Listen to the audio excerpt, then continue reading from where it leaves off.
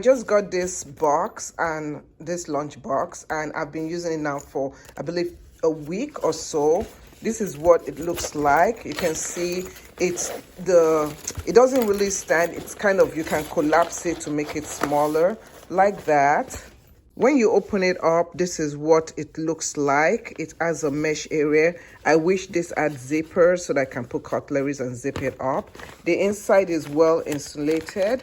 This is what the inside looks like. It's just one compartment. There's no inner thing right there. You do get a zipper on this side. So you do get a zipper right here. And the zipper, you can just put stuff. I have some stuff that I put in here. And then on the side, you do have this mesh stuff right here that you can put a bottle of water. It does have an handle, and the handle is quite, you can make it as long as you want. I like how durable it is. It is very, very durable. So I don't think it's gonna tear so easily. It's so durable. So I like it so far.